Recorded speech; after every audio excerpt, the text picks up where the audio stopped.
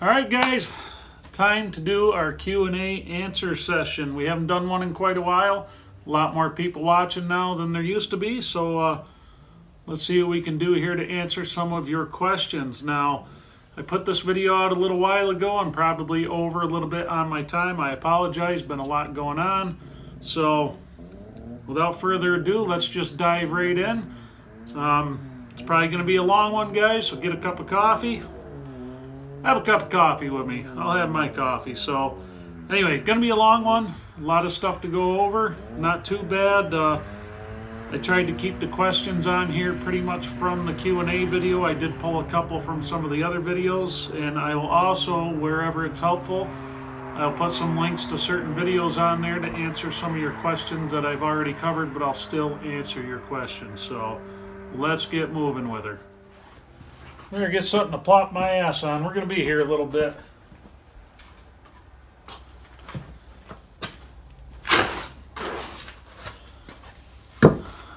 Okay, first question on the list. Chris Cox. So I'm going to paraphrase a lot of these questions, guys, but I got pretty much the spirit of the question in here. So, Chris Cox. What minimal tools to get started with and what brands? Why do you sometimes use a Japanese saw and a European style saw other times? Minimal tools. A framing square, I recommend getting one with the tables on it so you can figure your braces easily. Why try to do all the work yourself when some brilliant person's already done it for you? So, framing square, a combination square, get a good one. I need to get a better one. That Swanson's not all that great. Chalk line, your basic carpenter tools, a good handsaw. It doesn't have to be a high-dollar handsaw. The Stanley Sharp Tooths work very well for this. They're very cheap. They're pretty much a throwaway saw. You don't resharpen them. Other good hand tools, obviously a mallet. Some of the chisels. The chisels I use are Henry Taylor chisels. They're out of Sheffield, England. The 1-inch corner chisel, the 1.5-inch firmer chisel, and the 2-inch firmer chisel combined was about $400 delivered to my door. It's really not that bad, guys, for what you're getting. It's good quality 1080, or it's good quality tool steel. I think it's A2 tool steel they make them out of over there. Excellent steel. They work really well. They hold an edge really well. No, there's really not. For the minimal tools you need, a lot of you folks already have this stuff kicking around. If you're into woodworking or anything, a lot of you guys are going to have this stuff kicking around. Like I said, framing square, combination square, build yourself a mallet. You do need some long chisels. I can't cover that one enough. You need a way to sharpen those chisels because you want to keep that edge good on them. Various drill bits, make sure they're wood bits. The nail-eating bits that you get from your electrical supply house or Lowe's and Home Depot are not going to be what you want to drill holes with because there's just too much tear out. So make sure that you guys are getting bits that cut the wood as they drill in so you're not getting gruesome holes. But there's a few other ones. I'm going to insert a video up here somewhere for you, Chris, where I covered pretty extensively. It was one of the early videos I did. But it covers extensively what tools you need, hand tools wise, to get going. You can do a lot of this with minimal tools. So, James Spires would like to know siding type and why. And for the roof, am I using metal or shingle? Now, there's a few of you who asked the question on the roof, so we'll start with the roof. I'm going with a metal roof. The reasons being, I don't want this roof to hold snow. I live in a wind tunnel. If some of you catch the roof of my house in some of the videos in the background, you can see where some of the shingles don't match color. That's because every year I am up there replacing shingles that blow off. When this barn's done, we're going to be starting to cut a frame for the house addition going off the front of the house. And that damn shingle roof is coming off of there, and we're going to put a metal one on. Where I live with the snow load, the wind, for me, it's really not a question of what's better or not. Metal for me is just a plain better option. I vowed a long time ago, after replacing shingles constantly, and not just on this roof. Around here you see people all spring long replacing shingles. But so I vowed a long time ago that I'm going to go with metal from everything on out. My little shop behind us here that you guys can see when we do actually film in daylight That's all metal. Never had a problem with it. It's been there for a few years now. So anyway, siding type and why. I don't like board and batten. I've never liked board and batten. I have used board and batten, but board and batten is like a picket fence. I don't care how you do it, how good you think you have it, how tight you think you have it, how wide the strips are you put over it. It's like a picket fence. The rain and wind go right through them. I don't like it. Well, the power of editing, guys. You didn't even see me put this coat on, huh? It's getting a little chilly out here. Just reminded me that winter's coming. So anyway, we're discussing board and batten. Wife pulled in the driveway, had to help carry stuff in, and the smallest of the non-rent paying midgets. So anyway, back to James Spire's questions on metals or shingle, or excuse me, siding type. So I'm going to be putting planks on the side of this barn. 1x material, probably be ranging from 1x6 to 1x10 or 12, whatever I have kicking around. Just going to be a sheathing layer. What we're going to be doing with that is I'm going to be wrapping the structure in tar paper, and then I'm going to be putting strips on, fir strips, and down the road you guys are going to get to watch me. You guys are going to get to watch me make a whole lot of white oak shingles for this thing. So that's the plans for the siding of this thing. First things first, though, obviously got to get the barn up. This year, though, is probably just going to be the 1-inch boards. I will be insulating this structure with 2-inch foam. May even go 4-inch. Probably do 4 to 6 inches of that for the roof, because for one, when I'm working up there in the shop and we're trying to roll the camera while we're doing projects, if it's raining outside, it's going to be louder than hell. So anything we can do to dampen that sound, and I'm willing to take suggestions on that as well, guys. But so anyway, that's our siding and our roof material choices. Charlie M wanted to know, do you use all the same species of wood and why? And basically you wanted to know about species selection. So here's some things that you want to consider if you're going to use multiple species. Some people do that, but what I want you guys to be aware of, you're going to have different moisture contents. They're going to dry at different rates, they're going to shrink at different rates, and they're going to shrink to different sizes. That's why I'm using all white pine on this frame. It's because I know it's probably going to shrink together fairly uniformly. I mean, and it's always subject to change. I mean, you could have a little bit more moisture in there depending on where it's growing. You know, if you're got a swamp tree somewhere, you may have a little more moisture in that than you do somewhere where it's growing dry. So that's something you want to keep in mind. Now, I do see a lot of guys, they'll say build their frame out of white pine and then they'll make hardwood braces. Nothing wrong with that. I encourage it. If I had more hardwood at the moment when I was doing this, I would probably make hardwood braces myself. When we add on to the house here, any braces in there, they will be hardwood, and I'm probably going to mill curved stock, make some nice natural curved braces, but that is also a ways down the road.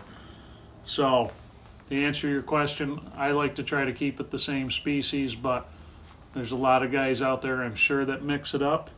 So let's keep moving. Rex Amer, and I'm sorry if I mispronounce your name, Rex. Will you have an outside door to the second floor? So I'm going to put a typical barn loft style door on the gable end on both ends. The back end of the barn down the road, I want to put a deck off the second floor, like a 10 by 28 spanning it, just so, well, for big game hunting purposes and coffee time. But so I will have doors on both ends. There will not be stairs going up to the second floor from the outside. You'll have to come into the first floor and go up that way. So yes to the doors. All right, ex-Royal Canadian. Hello, neighbor across the river. He's not too far from me, I don't think. How much money do you make off of YouTube? That is a loaded question. So you guys know over the course of doing these videos that I do prefer full disclosure with you guys, and I like to keep this an open, honest channel. So that's why I don't go through, I don't make a habit of deleting comments even when somebody is berating my ass. because that would just go against the whole purpose of what we're doing here. I'm just a working guy, like most of you are just a bunch of working guys and gals.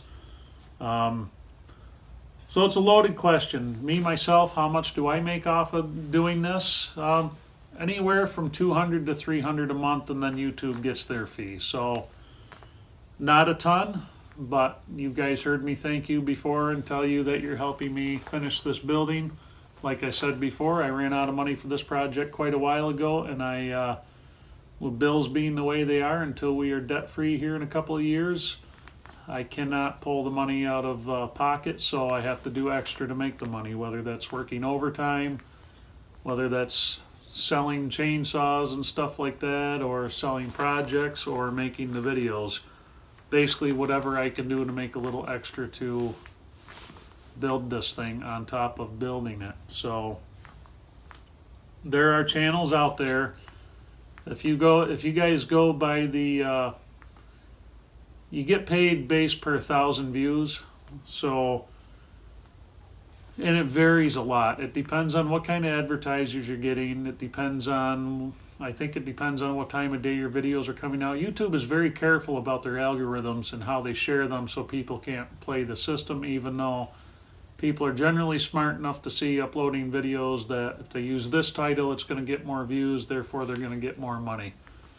Stuff like that. So you get paid per country based on per 1,000 views. So some countries you may get $10 per 1,000 views, you may get $5 per 1,000 views. Those channels who are consistently getting 250,000 views on a video within the first week, they're doing pretty damn good. You guys could figure that out. You figure, I'd say shoot for the low end and figure probably about $5 per 1,000 views. That's a lot of money per day on their channels. And you know, a lot of people get on those channels and they get pissed off. They're in it for the money and this and that. Well, you know what? People watch. They make their money. I have no problem with it. You know what I mean? It's just one of those things where, I guess the way I figure, you know, I get a lot of you guys have come over here from Wrangler Star. A lot of you guys come here for Peer Living for Life. And I've had a lot of comments over the last 10 months doing these videos about, oh, you know, they're playing the system. You know what? They're not screwing anybody over, folks. And this may piss some of you off, but if it does, I'm sorry. But they're making videos of what they're doing, no different than what I'm doing here. You know, they may not be teaching you guys all the time like we're trying to do here, but they're making their videos. They're not twisting anybody's arm to watch them. They're doing what they got to do to get by. They found a better way, or an easier, well, it's not really an easier way, but they found another way to make a living that gives them more freedom. There's nothing wrong with that. Absolutely nothing wrong with that. It's an easy thing to be jealous about, and I think there's a lot of people that get jealous of that, and those are the ones that really bluster the loudest about it. So, went a little bit longer on the money side of YouTube than I wanted to. It was supposed to be just a quick, short answer, but it's just kind of the way I feel about it. So, Dave W. asked what roof choice. We covered that with James Spire's questions. Tools Consumable, my buddy Dillable over there in London. Hello, Tools Consumable, the most polite commenter and viewer on YouTube ever, bar none. He's not like that stinking Thomas Russell guy. You know, he's not like him, or that, what is it, NSCU 4x4. That guy's a real jerk. You want to watch out for him. But anyhow, Tools Consumable, how will the second floor be used? The second floor is going to be used for all of our woodworking and our timber framing building. The first floor, obviously, we're going to have the sawmill set up down here until I build a lean-to off the other side of this thing. But the second floor, we will be doing timber framing, and we're going to be doing woodworking up there. I like my woodworking. I like building furniture. I like colonial furniture. So any of you guys who are going to be sticking around after this barn build's done, we're going to be getting into a lot of traditional furniture building, stuff like that. I love that kind of thing. A lot of live edge. Live edge to me is kind of a fad. Some of it looks really good, some of it's not so good, but I like my woodworking. I like it a lot. I've done cabinet work. I've built kitchens for people. I've done a lot of that kind of stuff. So you guys can't tell, I'm trying to work into making a living out of this building. You know, I want this shop up there. I want to be able to be pumping out projects that I can make some money on. Like I said, we're a couple of years away from being out of our major debt, and I'm going to have some freedom to look around and make some decisions at that point. But so being that we're going to be using that for timber framing and stuff up on the second floor, a lot of people have asked me why those tie beams are so huge. They're 10 by 16. The span's not really all that wide on them. That's why I need to be able to support heavy loads up there. And also, we're going to be doing a 12-foot long trap door with a winch on both sides of an electric winch up above. And that's how we're going to be hoisting our timbers up there to get them into the shop. A few of you have been curious about that. Silver Surfer, here's a good one. Now, Silver Surfer. Seriously, man, where do babies come from? I don't want to educate half of the world's kids or the maybe the 3 or 4 kids that watch this channel, but between you and me, Frankie, I'm pretty sure you got to screw a stork to get babies. Just saying. Lolita's Garden wants to know, how do you go about buying timbers? How much per load? What are you looking for? This is an excellent question. Again, I'm paraphrasing these questions to shorten them up.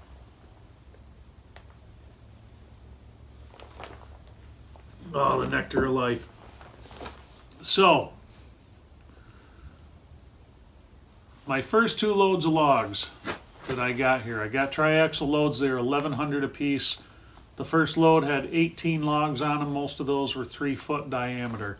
Up here where I live, it's about $225 per mega board foot. If you're buying your logs, it's usually about what they're going for. That's kind of what your stumpage is. When I go out to the woods and you guys see me cutting, I'm actually, those trees down there, I'm actually paying per mega board foot. So what you're looking for, you need to find a logger that's going to be reliable. Now, the logger I used for the first 2 loads is a wonderful guy. I like him quite a bit. But loggers are the most independent, I'm going to do what I want, when I want type of people I've ever met in my life, and I'm not begrudging them that. Good for them, they're able to do it. So I got my first load of logs after I had concrete poured and all that. I got them dropped. They landed about a couple months after I poured concrete here. And then I ordered a second load right after that. I saved up my pennies. I ordered another load. It took 8 months to get my second load of logs. That held me up for 8 months on this project. 8 damn months. So I guess my best advice I could give you, find a dependable logger who's going to have what you need when you need it. Have cash for them. They like cash. You can't blame them. But find one that's going to have a load drop there when you need it, as you need it. Now, I got really lucky with that deal I found with the trees. So, some things for looking for in the timbers you're buying. You need to specify with your logger, and they're not professional timber graders, but a lot of them have pretty good idea what they're looking at. They deal with nothing but logs. They know what they cost. They know what they're looking for. You want number 2 grade logs or better. Don't go any lower than that. Number 2 grade. And that all has to deal with knots and things like that, which we can cover in a different video sometime. We don't quite have enough time to get into grading timber, but number 2 grade minimal. And if you're using engineering calculators and beam calculators for this, you need to specify what grade you're using. And don't cheat yourself, guys. If you think you're going to be using number 1 grade logs, size it for number 2 grade. And give yourself some room there. Yeah, they're going to be bigger than what you maybe wanted, but give yourself some room there for leeway. You're looking for straight logs, as straight as you can get them. You're looking for logs that are free of grain shake. So when you see that log sitting there, look at the ends of it. Even cut fresh ends off of it. Take a look at it. and see if it looks like the growth rings are separated at all. There's going to be times you can't always see it looking at the butt ends. I had one like that. It was a 3-foot diameter log. Both ends were gorgeous. The entire middle of that thing was rotten. So those are things that you need to look for. You want to make sure that you're getting those trees from an area that isn't, I would prefer to get my trees green. I don't want a bunch of diseased trees and trees full of fungus. And maybe not so much, maybe it's not so much for structural stability, because as long as it didn't make it in past the sapwood, you're probably fine with it to use it. But if you guys are milling these yourselves, you got to watch out for molds and stuff on those logs. They can really put a hurting on you. I've known a few loggers running the chippers up here that got into some of the black molds and funguses in Scotch pine, and they are very sick from it. It's not good, so you really got to watch that stuff. So let's see, I hope I answered that one well enough. Okay, Jose Ortiz, what is the span between the big timbers? So my wall post down here, my 10 by 10s, the widest span I have here in between posts is going to be, I think, 15 foot on center, somewhere in there. I'd have to measure it to give you exact. But, and then it's 12.5 feet on the narrower side. I did that for pulling equipment and tractors through the barn. We're going to have a big sliding door on one end. We're going to have a big sliding door on the other end. I want to be able to drive my equipment straight from the driveway right into the hayfield. But typically speaking, if you're reading Steve Chappelle's book, they don't like to see an unsupported span much over 12 feet.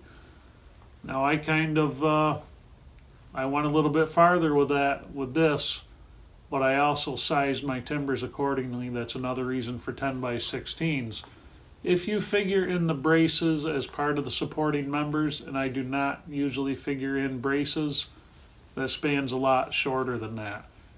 I don't figure braces in for supporting loads. They're there to fight racking. That's how I view them, and I do not engineer. I did not design this frame to have braces carrying the weight of the frame.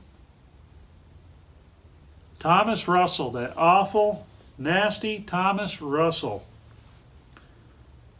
Will the stairwell framing joist be compromised by the notches that I cut into them? And I know that I've answered your question before, Thomas. I think we've gone back and forth on it, why I did it like that. I am building a load supporting wall. I'm framing that staircase, that stairwell in with. So those notches I made for those floor joists, those are not proper. If they were going to be self-supporting, they are not proper at all. There is no reduction. There's no nice slope cut for reduction in those. I've got a spot there where it's a 90-degree angle right in the center. It's a dandy spot for that thing to split and tear out and fail. Also, I only have those in there 1 1/4 inches. They're only set in 1 1/4 inches. It would probably be all right. I know the Timber Frame Guild, I did read an article that they are discussing joist pockets, how deep you really need to have them, and some framers and engineers are figuring you only need 1 inch, but I like more than that just to feel safe. So yes, there will be a load supporting wall from those, from where I notched all that out all the way down to the floor. Richard Rice, how often do you sharpen tools?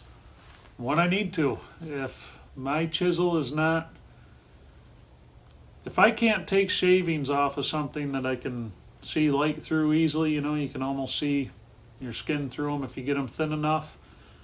If I'm not taking shavings off like that with my chisels, it's time to sharpen them. I want to be able to cleanly shave the hair off of my arm. I know that's not the safest way to a lot of you, but knock on wood, I guess the next time I do it, you'll see huge scars, but I've never cut myself doing that my entire life. I'm not saying it can't happen, but sharpen them as often as I need to. If I check the edges constantly. If your tools aren't sharp, everything sucks.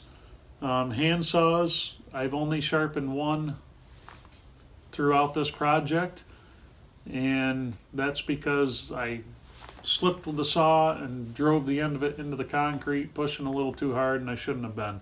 So I had to touch it up.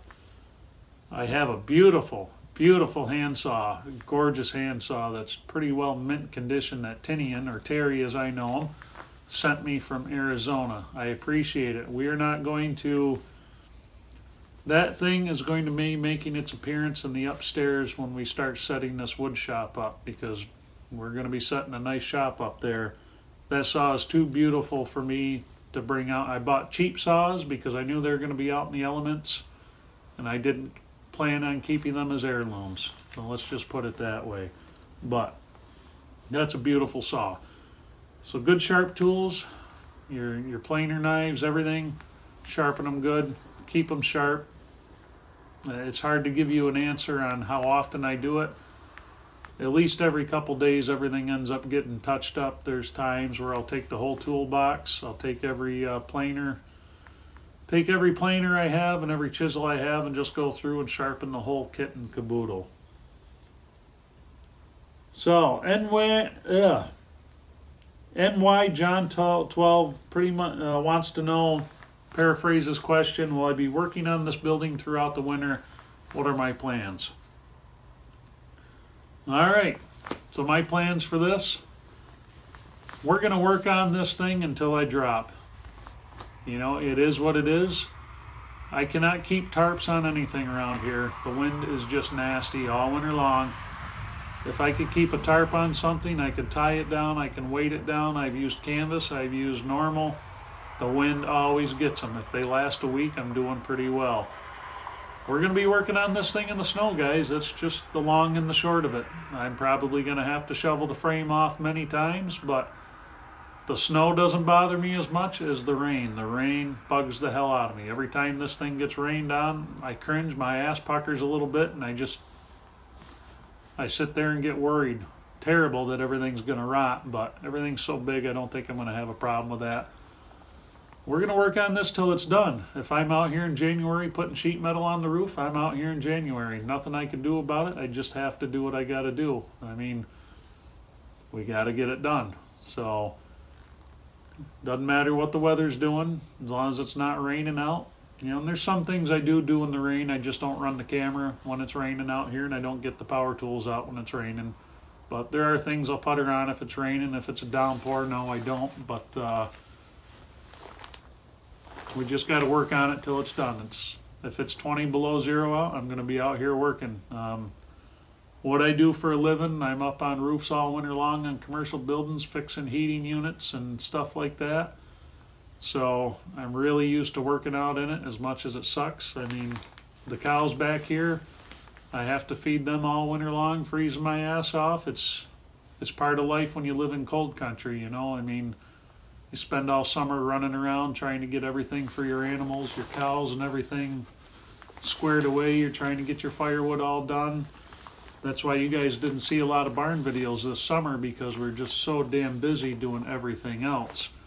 Now we're back at this thing hot and heavy, so I'm making progress. But yeah, it's going to be a fun winter, guys. You guys are going to get your entertainment. While you guys are sitting in front of your computers, your smartphones, your TVs, and your tablets, drinking your hot cup of coffee, cozied up by your wood stove or in your tropical location, as some of you are, you guys can feel better about your lives when you turn on the Tradesman Channel 2017 on your YouTube account, and you guys can feel better knowing that some dumb dick up in snow country is sitting there freezing his ass off, trying to thaw his sack off the side of his leg just so he could keep moving without feeling the pinch.